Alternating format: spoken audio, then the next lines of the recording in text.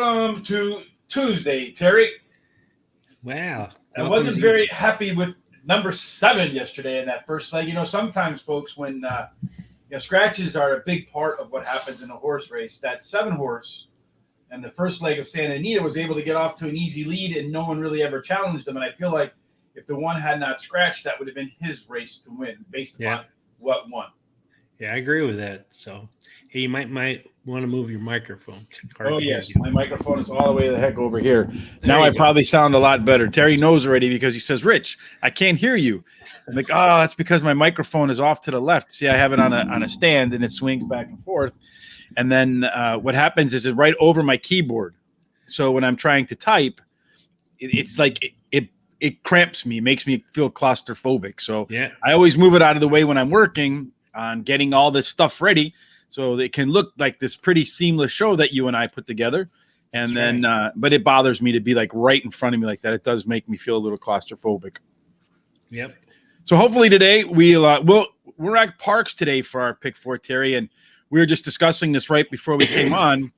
And there's like big fields in race 7, 8, 9, and 10. What are we doing? 8, 9, 10, and 11, right? Yeah. Big fields, a lot of track, a lot of racing, and there's like at least 10 horses in every field. So you figure it's 10 by 10 by 10 by 10. You got probably, if you just pick the single in every race, you'd have like a 1 in 10,000 chance or something like that to get it right.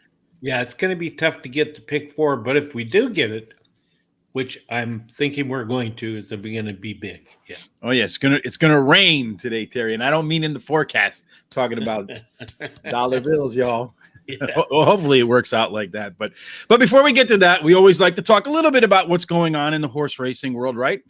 That's right. And then we have this story that seems to be popping up all of the time, Terry, and I can't quite figure out why that is. More mistaken identity, right? Yeah, it makes no sense to me. Nowadays, I think those horses are all chipped, aren't they? I mean, there should be no reason to have this happen whatsoever. It seems to be at this track at Albuquerque a lot. Yeah, it does. Two horses were owned by Judge Linear Racing, and they apparently got switched. Tell us about what happened, Terry. Well, I know that when they got switched, there was of course, there were different coats on them. I think one was a bay and one was a sorrow or something like that. But they got switched and ran in 2 different races, actually. One of them wasn't even at that track. So they had to, I think one was at Zia Park. So they had to change about a month later when they discovered the problem, they had to change the records on those horses. So unbelievable. I mean, how does that happen? It's like saying, you know what? There's 2 different color horses, right? You have 2 different. I mean, they're completely different. Like you said, they're chipped, and it's funny that one and they're not even at the right track, which is even crazier. It's like, what is? I mean, who's running this operation, right? Yeah, it makes. I just don't understand it whatsoever. It just doesn't make sense at all. So did you ever watch like the old Looney Tune cartoons? Yeah, and then they would ask like Yosemite Sam, which way did he go? Yeah, and he would go, he went that way. Then he would start shooting off his pistols. Yep. That's kind of what it reminds me of, minus the pistols. Which way did he go? He went that way, which I find to be pretty funny. Next up, instead of more mistaken identity, we're going to get a little bit more Belmont this year than we have in the past. We're going to add a week to the Belmont racing schedule because it's now going to move to Sunday, November 7th, which is going to correspond with the weekend for Breeders' Cup. So I think you'll probably see some pretty big pools of money there on that weekend as well. Yeah, and they're doing that because Aqueduct is still going to be used to do injections for the virus, and the top floor is closed to everything. So I think that's why they're doing it. Now, what I don't understand is even though they're extending Belmont, does that go to Aqueduct? Is it really the Aqueduct meet at Belmont? I mean, they do that in California all the time, Northern California. Like they'll do Vallejo meet or a Santa Rosa meet. I mean, at Golden Gate Fields, it's really Santa Rosa, but they're running at Golden Gate Fields. Is that what's happening here? I think it'll probably just be an extension at Belmont. That's kind of what they said, right? Okay. It's just a schedule adjustment provides our fans. Yeah, it doesn't say anything about, but there are some races that'll be at Belmont instead of what are typically at Aqueduct. So I don't know. Maybe it's tough to say. And that's a 15-day fall meet, so that's not even a long meet at Aqueduct. No. They should just keep them all at Belmont. It seems. Why close one and open one for 15 days? But that's how they're doing it. And they're going to have actually 5 big stakes at Belmont that was going to be ran at Aqueduct. So yeah, you're right about that. Well, I think Aqueduct, I think the jockeys probably look forward to racing at Aqueduct. I know Belmont's the bigger, sweeping, more traditional course, but I know when we talked to a couple of jockeys that run out on the East Coast, like Jose Ortiz, they said the fans at Aqueduct are just a different level of crazy, and it's a little bit more fun. Yeah, I actually like Aqueduct from a handicapping standpoint better than Belmont. Yeah, Belmont's a little difficult at times. You got it. It's much harder for horses as we saw on many of those races that we covered because of those big sweeping turns. The horses that might not be in great shape, they don't blow the turns. Right. And as a result, they're able to hug the corners a little bit better than they can at a little bit tighter turn. So that rail doesn't always open up for horses that have some late pace there at Belmont. And they all have to go wide, and if they don't, they get caught behind a wall of horses, and we've seen that before. Oh, absolutely. And then, of course, this is I think it's kind of cool. Think about it. There's a saying, Christmas is coming up. What do you get the person who has everything, right? Yeah, it's hard. I guess you give her an honor. Yeah. So, the Queen Elizabeth. What can you get her for the holidays? Nothing for Christmas. She has everything, right? That's right. She does. But now they're putting her in the excuse me. They're putting her into the British Champion Series Hall of Fame. I guess that's what you can give her for Christmas. But she deserves to be there. Oh yeah, she's been a big advocate for horse racing, and she buys. She's got the money, right? She buys high quality horses. They're in high quality races. They're very well trained, and she's definitely an ambassador for horse racing. There's no question about that. And I find it interesting that they have different ones. They have the flat racing, which is what we would just consider horse racing over here, right? Yeah. But they also have the jumpers over there. But I don't think we have an American Jumper Hall of Fame. No, I don't think we do. But we do run a couple of races or a few races, maybe at Saratoga. Like the first race, a lot of times they're the jumpers. But and there are a couple other meets in the United States, but they're not parimutuel type betting meets. They're just regular meets for jumpers. So I'm not a fan of the jumpers, Terry. Really, I love watching them. I don't mind watching them. I hate betting them because they're hard. They're very difficult. They are. Speaking of betting today, Terry, we're going to bet one for you today at Finger Lakes in New York. Tell us about your best bet today, Terry. All right. Well, yesterday was a disaster because they had to cancel the races at Fresno. Which is funny because anytime we pick horses at a particular track, one of those tracks is destined to be shut. And this one wasn't shut for weather, was it? It was. It was shut because, from what I understand, the wind. I thought it was air quality and wind. Yeah. Uh-huh. Yeah. So I guess that's weather. They said it was weather, but it was air quality and the wind. And so my picks of the day were canceled, and so was my place parlay yesterday. So anyway, today I went to Finger Lakes for the 8th race, and I like number 8, Rush On By. Won both of her career starts and has been off for a year now, but has 3 bullet workouts in a row in preparation to run this race. And she has the highest last speed rating. And I like number 2, Gone and Forgotten. Likes to run just behind the leaders and close in the stretches, which is what she did in her last race to win easily. She has jockey Luis Perez, who in the last 7 days have won 3 out of 12 races, ran second 4 times and third once. And then I like number 7, Allure Fortune, ran second, trying a mile and 70 yards, and now returns to 5.5 furlongs, which should really help. The trainer has the following record in the last 14 days: 6 starts, 2 wins, 1 second, 1 third. So if you ever miss Terry's pick of the day, all you got to do is head over to Horse Racing Radar. It's always on the very front page, just page down, Terry's pick of the day. Terry's one of those kind of players that you go cold for a little bit, but boy, when he heats up, baby, what we talked about a little bit earlier. That's right. Yep. So yeah, yesterday, hopefully we don't shut down Finger Lakes today, Terry. We have an amazing record of being able to pick tracks that for whatever reason, when we pick them, they decide they don't want to run no more. That's that true. day anyway, right? Which is kind of funny. weather, or there's always some sort of something getting in the way, but mostly weather, and we try to check the weather forecast in advance so that we don't run into that problem. But unfortunately, we run into that problem. Yeah, it's hard to know they're going to cancel them because of the wind and the air quality. So yeah, that's for sure.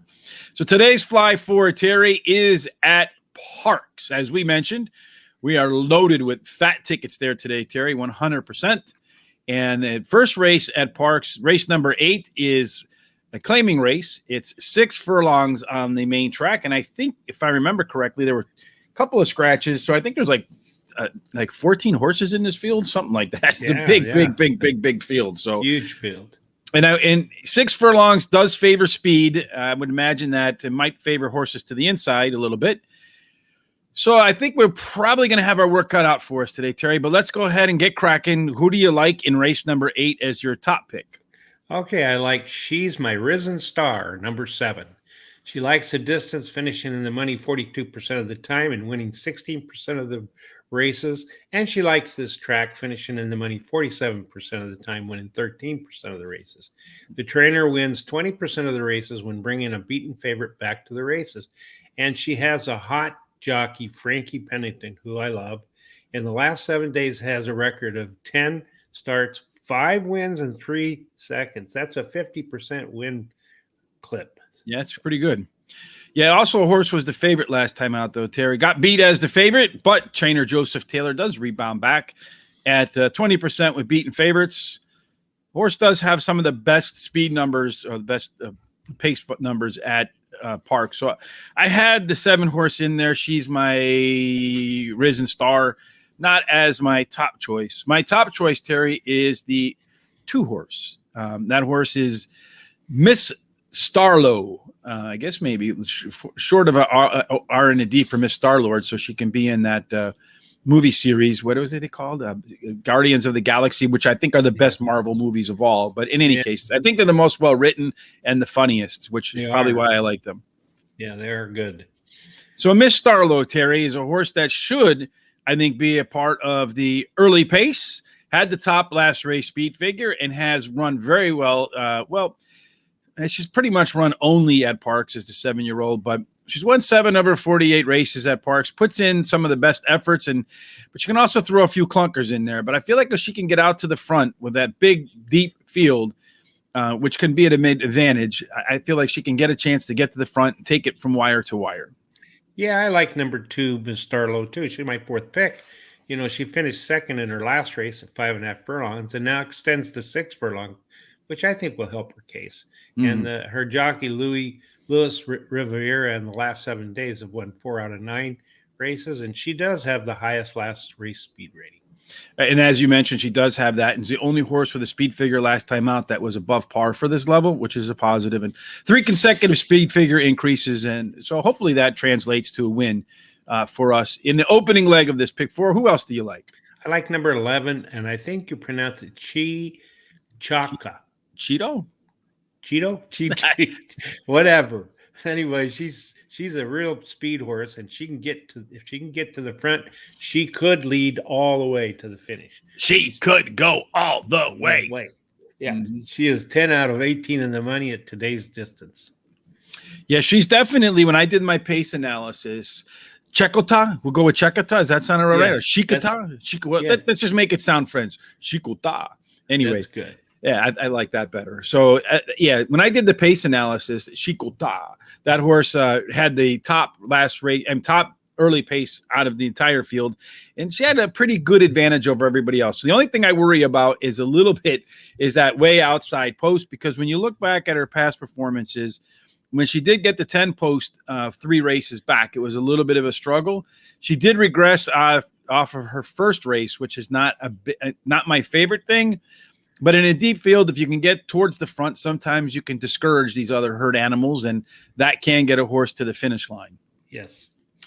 All right, so we got 3 horses. So we know we're going to go 3 by 4 by 4 by 4 or something like that. So to me, I think the one leg, I think it's the next, let me see, which leg is it? Yes, race number 9 is where I think there's 2 horses that we both probably are going to agree on that should be at the top of our ticket. So that's probably the leg we should go 3 in. or maybe we can go 2 in race number 9 and a few more somewhere else. But who's your other choice right here in race 8? Number 14, Midnight Miracle. She likes the distance, finishing the money 61% of the time, winning 22% of those races. She cuts back to 6 furlongs, and that should be a good move for her. I agree, Terry. I had the 14 as my other choice as well. So we'll go ahead and put the 14 in there. And if there's a scratch, was there anything else that you were looking at in here? No, not really. That was it. If there is a scratch for me, Terry, there's one horse. And guess what number it is? You'll know number right 9. Number 9. Absolutely. Number 9. And not because it's number 9, but it is, again, when I look at the early pace figures, the 9 actually can get the jump on the 11, which concerns me a little bit. So if early pace wins, as it usually does at 6 furlongs at the Parx course, I was watching a lot of Parx races yesterday because that's where I did my my 3P parlay. And I noticed that a lot of horses that were getting to the front were winning. So speed was definitely holding up there yesterday. I wouldn't be surprised if it does the same today. Well, and also, Joseph Taylor, the trainer, wins 17% of the time after claiming a horse, bringing it back on its first time. So, race number 9 is also a 6 furlonger. This one's an allowance 60,000, non-winners of 1, purse for 60 grand, 3-year-olds and up that have never won more than their maiden, claiming, starter, or state bred, which have never won 2 races. Woof, a lot of going on there. So to me, Terry, after doing this again, speed, 2 horses jumped off the page to me as the early pace when I did my pace analysis. That's number 10, which is Uncle Ernie. Right on. Right out of Sesame Street, I guess, or maybe Ernie Els. And then the other horse that should be pretty quick out of the box is number 12, 4 Harp. You got it. So looking at those 2 horses, I feel like the 10 horse is the better of the 2 horses, but they're both going to get out early. So I like the 10 horse, Terry, as my top choice. What do you say? I like the 10 as my top choice, too. He finished in the money 100% of the time during his little career, and he's won 2 of those races. He has a highest last space reading. Early speed running style helps his chances, and he's highest speed figure at today's distance. So, I like him a lot. You like that one a lot. So who else do you like? Number 12, 4 Harp. Speed horse that will try and lead with Uncle Ernie. He has a high percentage trainer, Robert Reed Jr., and switches to jockey Frankie Pennington. In the last 7 days, as I said, has won 50% of his mounts. And the trainer wins 36% of the time when bringing a beaten favorite back to the races. Mm-hmm. Yeah, I agree with you. I like the 10 horse too. The 12 horse as well. It was the second fastest horse. It does get Frankie Pennington, which is a upgrade from last time out. Last time Frankie was on this horse, he rode him once before. That was 2 races back. Did you look at that? Did you look at that race there, Terry? Yeah, I did. Yeah. Won by 8 3/4 lengths, unchallenged on the lead. I think if he can repeat that race right there, Terry, 4 Harp will be one to contend with. Outside of the 12, is there anything else that you liked? Yeah, I like number 4, Naughty Prince. He closed to run a nice third last time out, and he'll be closing today. And also I like number 2. I couldn't decide on the 4 and the 2. Number 2, I thought throughout the last races he stumbled at the start and lost all chance. And he's back to the dirt track where I think he runs his best. His trainer wins 37% of the time when his mounts are returning to the dirt. And he has a sharp work out of a 52 breezing from the gate, the best out of 8 on October 7th. So for me, Terry, I'm not a big fan of the small track to big track angle, right? I mean, I've probably said that so many times. Yeah. People probably do drinking games with it, right? Yeah, every time Rich says, I'm not a fan of the small track to big track angle, we take a shot at tequila. Everybody would be in trouble for being overly inebriated in public. But to me, I do like the other angle, big track to small track, right? Yeah. Yep. And the big track to small track angle is Tuggle, number 7.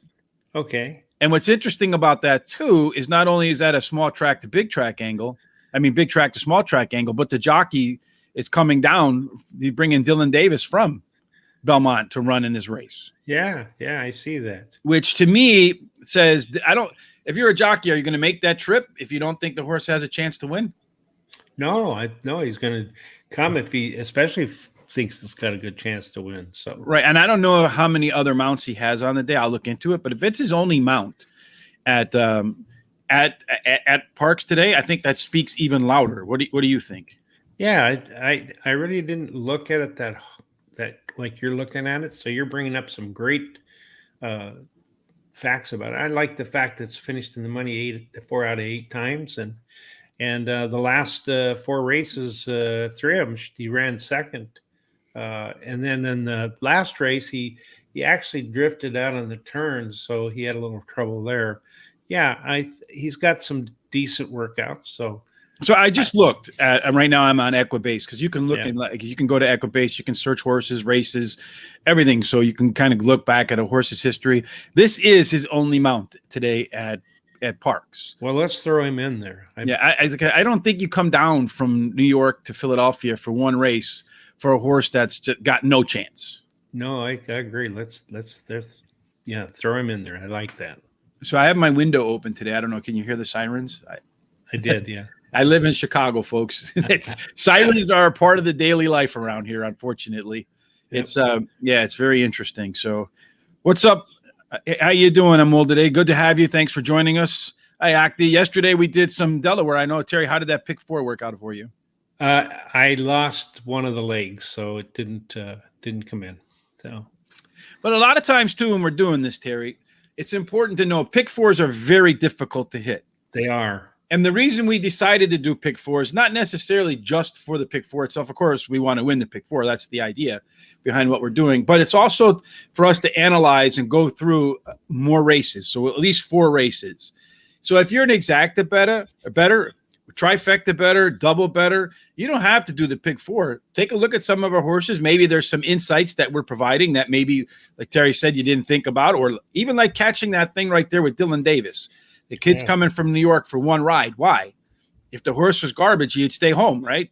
Mm-hmm. So those sorts of things that we hope that we can bring. The other day when we were doing the live contest at Belmont Park, I noted there was a horse that had run really well on all weather, had run really well in a sloppy track, making his debut on turf, and he went off at 30-1 or something like that, Terry? He did, yeah.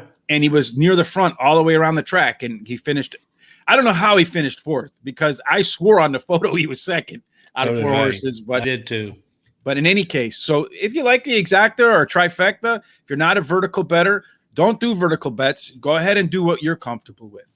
Yes. So we got the 7 in there, Terry. I know we can't put any more horses here because I feel like we got the ones that we like, and these next few races are really crowded as well in terms of field size. So let's move on to race number 10. Which is a mile, again, on the main track. This is a $100,000 stakes race, the MP Beliza Appreciation Mile Stakes for 100 grand, Terry. This, and you'd be surprised. Dylan's coming down. He's not running in this race, which is you find it even more interesting. Yeah, it's odd that he's not got him out in this race because, to me, this is a tough race. So who did you start with? Number 4, Gallerio. He likes the distance, finishing the money 10 out of 11 times. He's won 4 of those and should improve while returning back to dirt. He has a good trainer, jockey combination of Jamie Ness and Ruben Silveira. Yes, Jamie Ness is absolutely probably the top trainer there, right? At Parx and like Delaware, that whole sort of like, what would you call that? Like the Mid-Atlantic, I think that's probably what they call it, area of the country, right? Mm-hmm. It is. I agree with you. I like that horse as well. I also like the 10 horse, Terry. What do you think about the 10 horse? Oh, I like the 10 horse. Fat Man. I've played that horse in the past, and he'll be closing to try and win this race. And that trainer wins 22% of the races when he brings a beaten favorite back to the races. And this horse has the highest speed figure at today's distance. Yeah, I like him because, as I said so many times before, Terry, I love to bet horses that have my name in them. Yeah. Or are so descriptive of me. So Fat Man is a perfect order. I'm not that I'm heavier than I want to be, but I'm not fat, unfortunately. Yeah, I mean, unfortunately, I can easily lose 15. The funny thing is, if I gain 15 so everybody's familiar with the COVID 20, right? You know what that is? So everybody in COVID gained 20 or lost 20. So I did it both ways. First, I lost to 20, and then I put it back on. And now I'm on the process of trying to lose it again. So you got to find things to do to keep you busy during the lockdown lifestyle, my friend. Yeah, well, I lost double the 20. I mean, I gained double the 20. I would have liked to lost double the 20, but I gained 40 pounds. So. You'll do it. A couple of wins, Terry, you'll be able to hire them, like whoever the world's greatest personal trainer is after this pick 4 today. Absolutely. So aside from the 10 and the 4, Terry, I like number 1, Senior Investment. Yes. The horse has the top last race speed figure. I was at Delaware Park. I'm not afraid of the Delaware to Parx angle at all. To me, that's a parallel move. Yep. The horse has run very well at Parx. I do think it has one of the top speed figures attained at Parx. So, and then you got Kendrick Camouche. So there you go. There's another jockey that's coming down from New York to run in a stakes race. And I'm not sure if he has more than one mount today. I'll check that out, Terry, while you tell me what you like or dislike about this horse. I like that horse. It's my 4th pick, and he just missed by a head winning the race. And now he's back at the distance that he does well winning at. He's won 3 out of 9. He has the highest last speed rating and has the best dirt speed among today's starters. Yeah, today, let's see. He's riding quite a few horses at Parx today, so that doesn't surprise me. All right, so I like the 1 horse. Who else do you like, Terry? Number 6, I Am Redeemed. He tried grade 1 without success and now returns to a class that he can be competitive at. The trainer has won 100% of the time when he goes to a non-graded stakes. And the trainer, Penny Pierce, and the jockey, Abner Abdorno, combination of the last 14 days out of 4 mounts, has 2 wins and a third. And a sharp workout for this horse it's a bullet workout on October 6th, 5 furlongs, 1 minute flat breezing, best out of 4. I don't like that last race very much at Parx, though, so I don't know what's going on with that. That last race was pretty bad, but fortunately that workout is pretty good. Yeah. As you mentioned, the jockey trainer combo, they hit at a pretty good rate, 32% together, and they've run 22 times, so they've run a decent number of wins right there. Yeah. I also look at the number 7 horse here, Terry, Someday Jones. Mm-hmm. Have you looked at that Parx line? Yeah, it's got a really good one. He's 7 out of 17, and actually 13 out of 17 in the money. So, and the horse is making its 4th time off a start. And the last time out that it made a 4 time off, it did regress a little bit in that race, but this is definitely a Parx horse for the course, so to speak, right? It's won 7 of 17 at Parx, but only 5 of 22 elsewhere. So it's going to come down to the 6 or 7, Terry. So we'll come back and revisit this one after race 11 because we have a big race there too. Race 11 is 7 furlongs, Terry, another really deep field. Yes. Woo! 7 furlongs does favor speed once again, Terry. They got to run way down the backstretch, 1 turn, and then a dash to the home. Who do you start your picks with? Number 4, Jump Shot. She's now extending out, which will help work to her advantage as she closes to win races. She switches to high percentage jockey Paco Lopez and has the highest last speed rating. Okay, so I agree. The 4 to you was my top pick as well with the 4 horse. Okay. My next pick is the 2 horse, Terry. That's Borsa Vento. Yes. Right? Another horse that's done exceptionally well at Parx. Well, I wouldn't say exceptionally well, but has hit the board in 8 of 13, has hit the board in 7 and 9 at the distance. It is cutting back a little bit from 1 mile and 70 yards last time. And this is a horse that usually at the 6 furlong marker is in the battle near the front. Again, I expect speed will play here. She should be one of the fastest horses, or he should be one of the fastest horses out of the gate. So not the best record after off a claim for the trainer Ronald Dandy.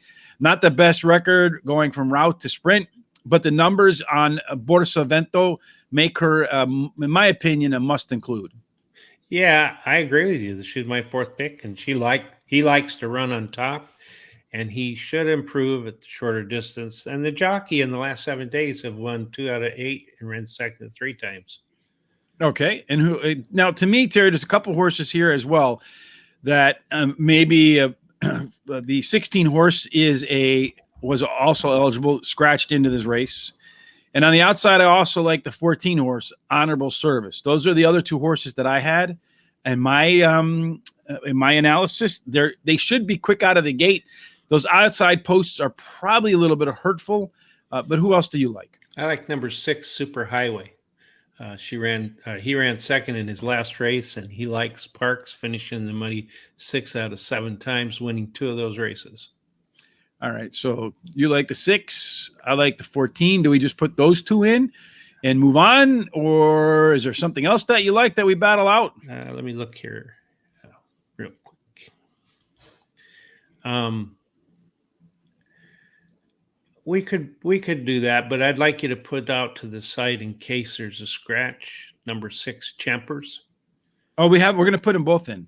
I'm sorry. You have the 6 horse number already. 8. Number 8, Champers. I mean, number 8. Okay, yeah. So let's put the number 8 to the side over here.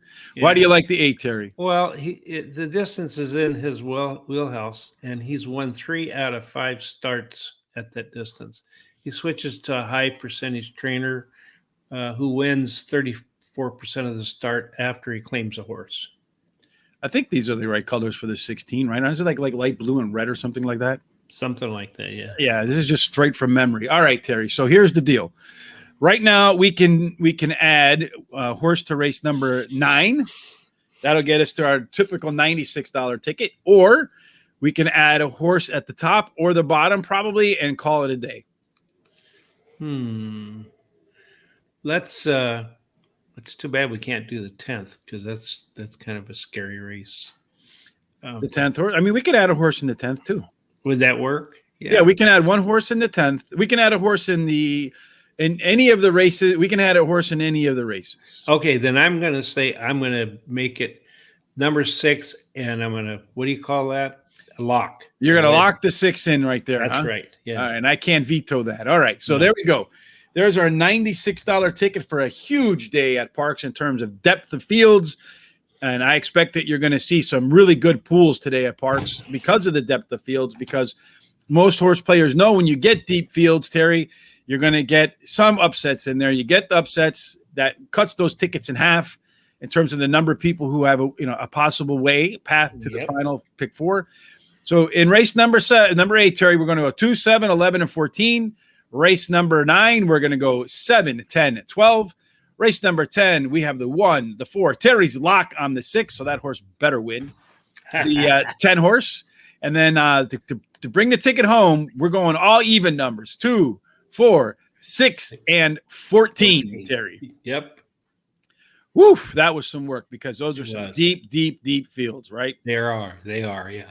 And let me tell you, the reason I like that 6 and it's a lock is, it did pretty bad in that last race, but that was a grade 1 race. I mean, that was way over his head. And it's way over his skis there, as they say. Oh, yeah, absolutely. And he stayed with the speed, well, not right up, but he stayed with that race for half of it. Then he just give up. So if Terry didn't have to deal with me, this is what his ticket would look like on the hot dog side, right? So on the hot dog, Terry goes with the 7 and 11, and race number 8, the 10 and the 12, which we both agree on, which is somewhat scary. Race number 10, the 1, the 3, the 4, and the 6. So Terry did put his lock in there. Race number 11, he has the 4 and the 6. For me, I went 2-14 on the first leg.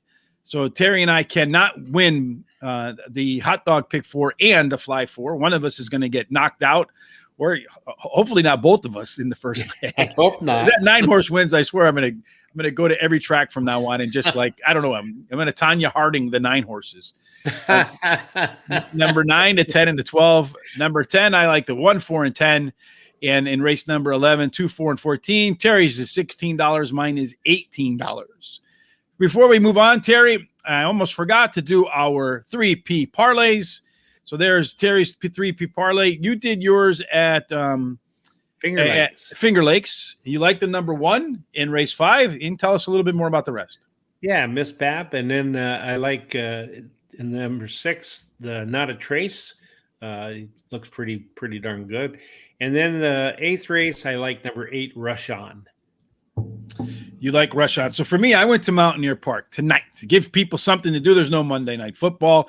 There's some baseball tonight, though. And I know the NHL starts tonight, too. So for those that like hockey, you'll have plenty to hockey about tonight. That'll be fun. Well, so I just decided.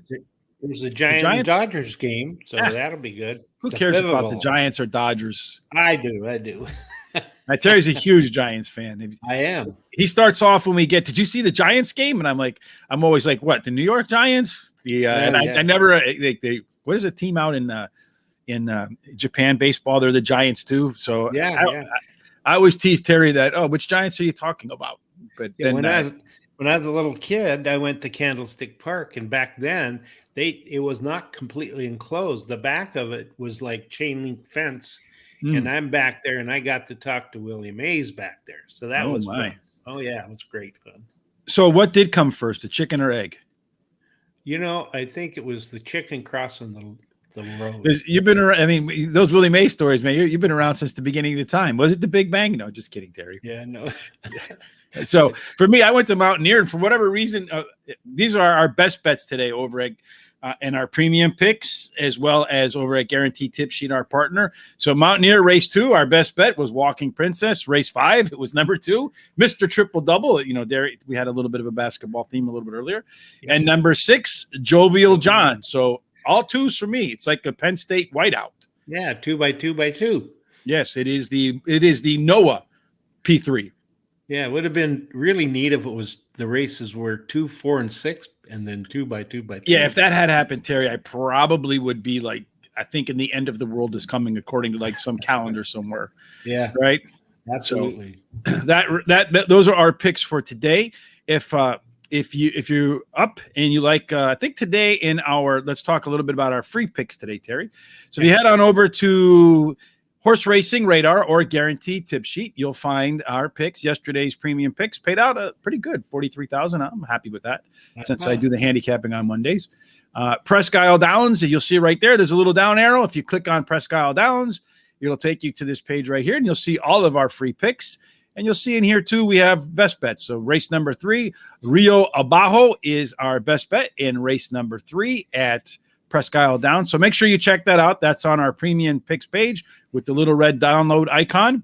And that wraps up today, Terry. Any parting thoughts of having, motivational speeches for the end of the day? Well, first of all, if you like what you saw, subscribe to us on YouTube and follow us on Twitter at Racing Radar, and like us and give us thumbs ups on Facebook at Racing Radar. Other than that, I want everybody to have a really safe and great day. Have fun today.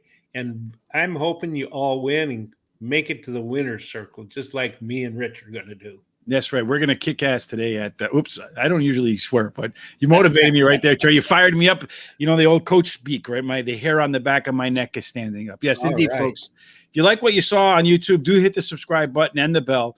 And if you like what you saw on Facebook as well, if you like us, when we go live, you'll be notified. And of course, the likes and the thumbs up help us move up the rankings. And the higher up the rankings we go, well, maybe Terry and I can actually start to make a dime to keep the lights on around here. Maybe. In any case, I agree with Terry, folks. Everybody have a fantastic Tuesday. And as always, we hope to see your picks in the winner's circle. Absolutely. Have a fantastic Tuesday, everybody.